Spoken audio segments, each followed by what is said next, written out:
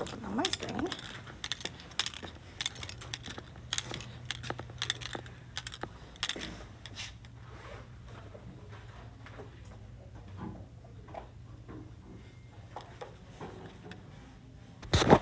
All right, so this bell work is actually using two different formulas.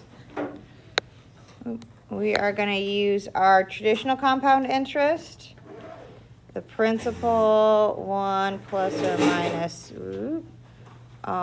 that's an R, R over N to the NT. We're also having one that's going to use the continuously compounded interest, which is our E to the RT. There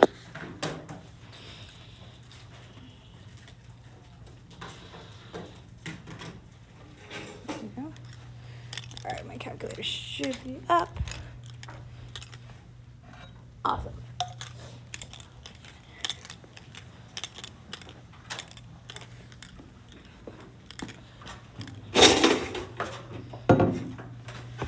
So on this first one, we're doing a savings account with $800, interest rate of 2.5%, and we're finding the balance after 10 years with these two different types of compounding. Dang, we've had an idea. Our first option is to turn your silence switch on. No worries. Our first one is this semi-annually, which means we're going to use this formula. The only thing we use this part is our continuous. So it's compounding semi-annually, so that means we're going to use that first formula. So we need to fill in all those pieces. The amount in our account is, what is our principal balance? 200. Not 200, 800. I'm good at listening. I'm fixing that to 8 because that was trash. There we go, 800. We're in a savings account that pays interest. We're earning interest. So we're going to use our plus. What goes on the top of my fraction? 0.025. 0.025. What goes on the bottom of my fraction here? 2. My semi-annually, that happens twice a year. Think about the Bath and Body Works sale. The semi-annual sale happens twice a year. Literally the only other time in our lives we use the phrase semi-annually. It's talking about sales. So in our exponent, we again are going to have our 2 times our time of 10. So our first step needs to be to find all the pieces. Write it down. Don't just type it in the calculator. Make sure we write things down. Because if we write this part down and then make a mistake typing into the calculator, when it comes to things like quizzes or tests, that would be like 1 point off. If you just write down a wrong answer and show no work, I can't tell what you did, or if you just pulled a number out of the universe. So this counts as showing work on these, just so we're aware. This is your work. Because I know from here what we do is we type it in the calculator. This is our work. Filling in the blanks. Because we really calculated over here with our 800 times our 1 plus the fraction of 0.025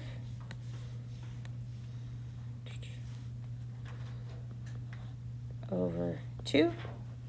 Close the parentheses to the 2 times 10. But all it takes is one teeny tiny mistake in here for you to have a very different answer. And if you don't have your equation written down, I don't know what you did. So we're going to take our $1,025 and we round to the nearest penny, so it's going to be 63 cents. 10, 25, 63. 10, 25, 63.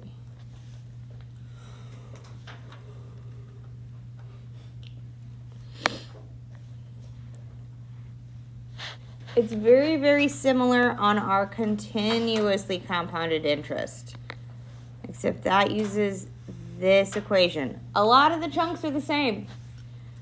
We're still starting at $800.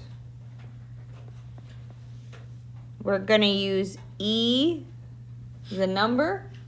Remember, it's like pi. It's just E.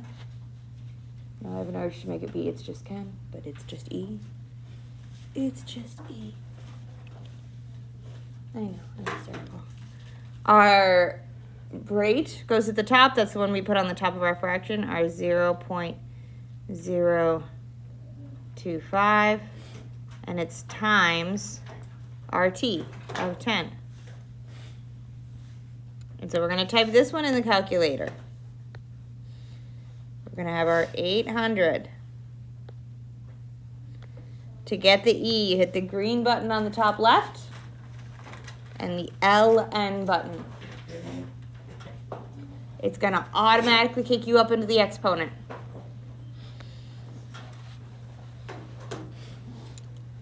.025 times 10. It is really important, especially on these ones that I work through the calculators with you, that you practice these things, because there's some things that I cannot show you during a test. Some of the things we're learning how to do right now that we're trying to assess you on. So those of you playing on the phone while I do this, your choice. There's about 7 of you.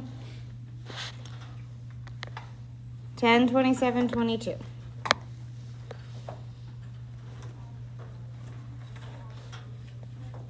The point of me doing it on the screen is not so you don't have to type it in the calculator. It's so that you know you typed it in right because we match.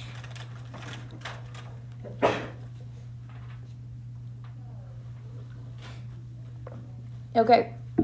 Questions on either of these in the bell work? You'll notice that the bell work is very, very short today. Or very, very short this week. Because we have e-learning on Thursday and no school on Friday. And I'm actually going to be out tomorrow. So I'll talk about the plan for that at the end of the day. But so you guys will turn that bell work in today because we don't have another one tomorrow. So we are going to do 3 story problems today for notes. 3. And they're not worse. They're very much like the bell work. There's 2 that feel a little weird because there's 2 that are not money. So we're going to bring this into other situations. They're, I believe, both science. But we're going to have 2 that are not money based today. Because there's one problem on the homework that's not money-based, and I want us to see that and practice that and see what that looks like.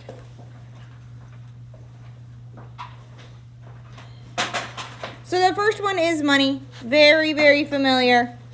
I'm giving you our compounding factors down here. We're going to use our 2 equations.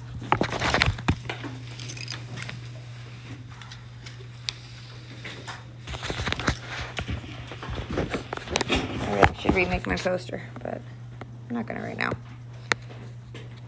So I'm going to put my 2 equations up here. Our amount is our principal, or starting balance, 1 plus or minus r over n to the nt.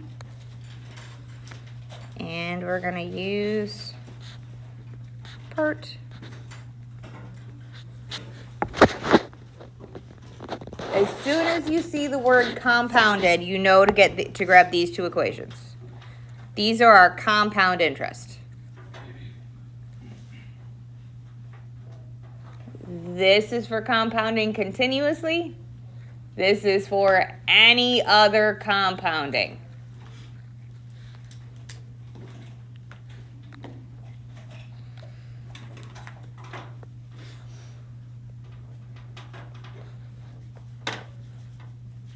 So first things first, what is our principal? What's our starting amount? $27.50.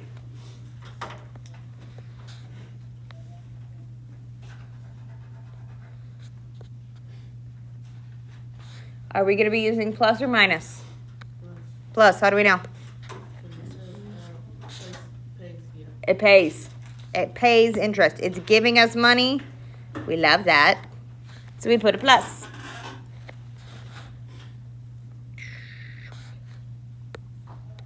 What goes next? Gorgeous. 0.092 over, and on this particular equation, since we're working with annually, it's going to go over 1. Whoa, that's not a pen. There we go. We close our parentheses. On our exponent, we grab that 1 again, times 15. We're going to be pros at these. I love that. Again, that counts as showing work. That's the work I want to see. I want to see the equation that you filled in. Because from here, what we do is we type it into the calculator. We're going to have our 2750, 1 plus our fraction of 0.092 over 1 to the power of 1 times 15.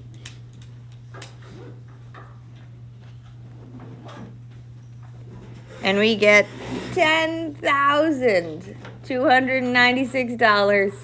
102.96. 102.96.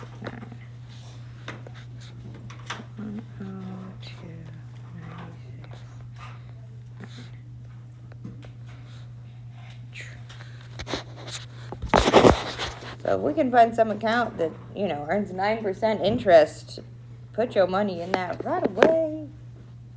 9% is crazy high. At credit card interest rates.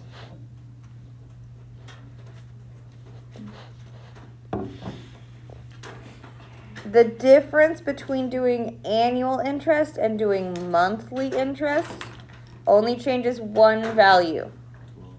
It's going to change to a 12. It's going to change my compounding factor, my n, to a 12. Everything else stays the same. We're still going to start with our 2750. We're still going to be paid the interest. Our interest rate is still 0.092. Our big difference is we're going to compound this every month. So we're going to put a 12 underneath, which means we also have a 12 up in our exponent. And we're still going to look at it over the course of 15 years. So it's not a huge amount of difference here. We are changing the 1 to a 12 and everything else stays the same. So when we change that in our calculator, 2750 plus our fraction, 0.0, I forget again, 92. Over 12 to the power of 12 times 15.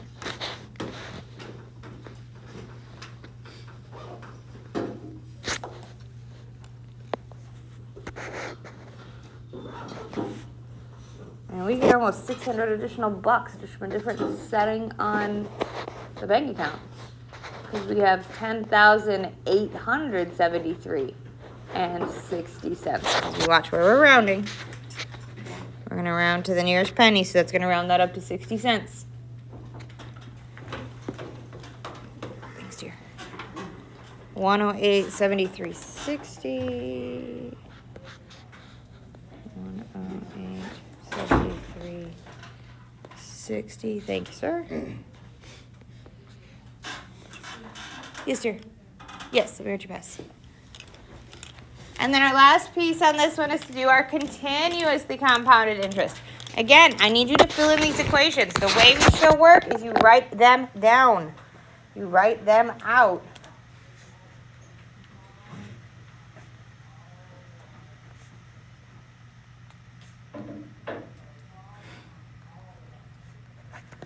And we've already found all the pieces. We know what our principal is. We know what our rate is. We know what our time is. The tricksy part on this is remembering how to find the E on the calculator, which is part of the reason we do these together. And I'm pulling up this calculator so that you can find the E button. Because we've got our principal, our starting amount, which was $27.50. E is a number, so we're going to use that. We're changing by 0.092%. And we're looking at it for 15 units of time, 15 years. Because it's all in years. And we're going to put it in the calculator. So we're going to take our 2750 to get to E. You hit the green button on the top left, then you hit the LN. Those are your two buttons. That's how we get E. That's a really important pair of buttons that we need to know how to use. Then we're going to have our interest rate, our 0.092 times our years, 15. And we get a not huge amount of difference from the last one. 109.30.98.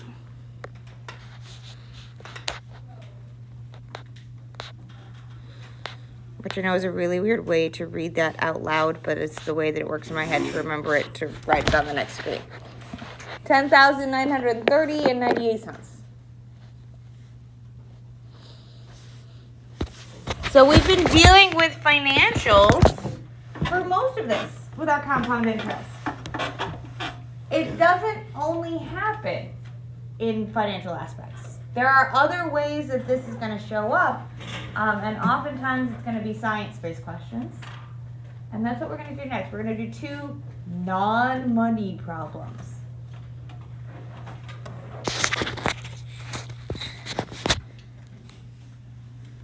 So here's our first one. It's very similar to the one on the homework. We've got a cup of coffee that is placed outside where the temperature is 0. The coffee cools at a continuous rate. That is a key phrase for us right here. Continuous rate. That means we're going to use PERT. That's what that tells me. When it says continuous, that means we are going to be using our PERT. So we're at a continuous rate of 4% per minute. If the coffee starts at 53.4, what will it be in 10 minutes? So we're going to use this. So we need to find these pieces of information. So what is our principal or starting amount? 53.4. It's where it starts. So we're going to start with 53.4 degrees. E is a number, so we're going to use our E still. What's our rate? It's 0.4 or 0.04. However, we have to think one other thing here. It's cooling. So is it gaining or is it losing? Losing. So what can I do to make that be a losing, make it a decay? Negative. So we are losing 0.04%. Or not percent, 0.04. And then we're going to times this by our time. What's our time? 10 minutes. Everything is in terms of minutes, so our T is minutes. So we're going to do it 10 times. So it's set up the exact same way. The weird thing on these ones, because on PERT we only ever had it grow. When it's getting smaller, when it's decaying, we need to make sure we include that in our rate. It is losing 4%. So the temperature of my coffee, if I put it outside at freezing for 10 minutes, apparently in a styrofoam cup, not in my lovely Yeti that will keep it warm for forever. We're going to just type this in the calculator. So we're going to have our 53.4. To get to the E, we hit the second button and the ln. We're going to have our minus 0.04. In this exponent, we got to use this minus button down here, way at the bottom. That's the negative. This is the operation of subtraction. This one means negative. Sorry for the delay. Please send the WIDA students now to their testing rooms. Thank you.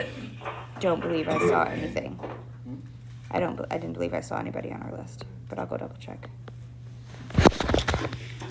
And we're doing this for 10 minutes. So my 53-degree coffee will cool down to 35.8. Where's the 10th? 35.8 degrees.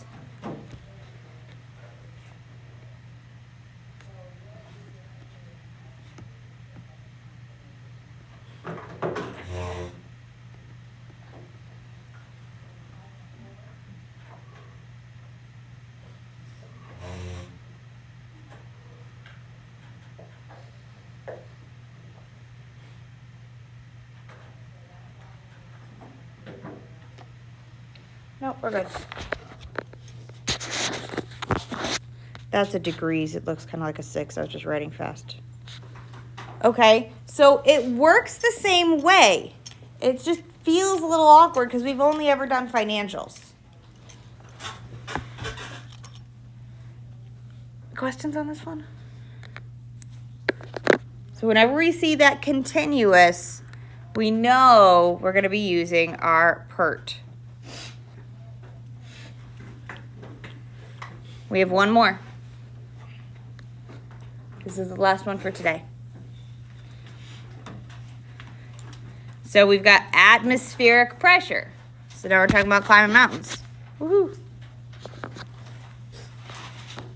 Atmospheric pressure continuously decreases. As soon as we see that continuous, we know we're dealing with PERT.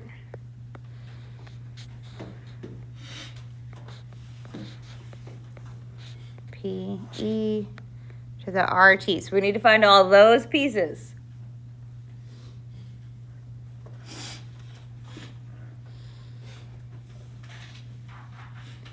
So we know the pressure decreases at the rate of 19% per mile.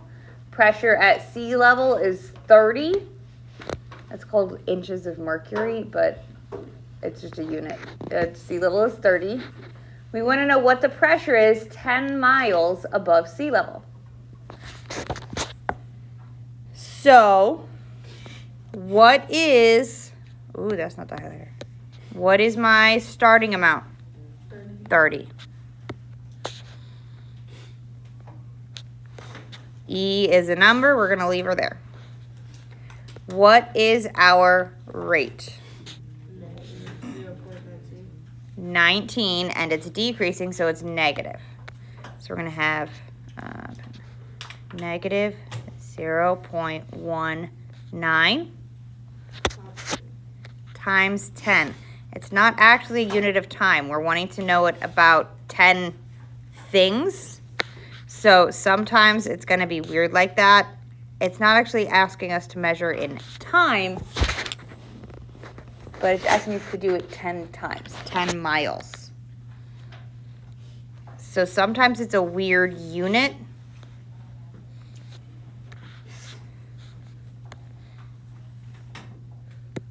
But we're going to type this into our calculator. This is how we're putting this together. I am more likely to give you problems that are more like this, where it is still time but a weird unit, than one like this where it's not time, since we use T. But just a thing. So we started at 30. To get our E, we have our second, and then we hit that LN button. We're going to have minus 0.19 times 10. And we get 4.2. 4.49. 4.49. And then our unit for this, to give it a label, is this chunk. INHG. Inches of mercury. Which is really only used as a unit when it comes to altitude. Or no, atmospheric pressure. That's a barometer. Not a unit that we use constantly. So it's a matter of finding all the pieces and substituting them in and typing it in the calculator.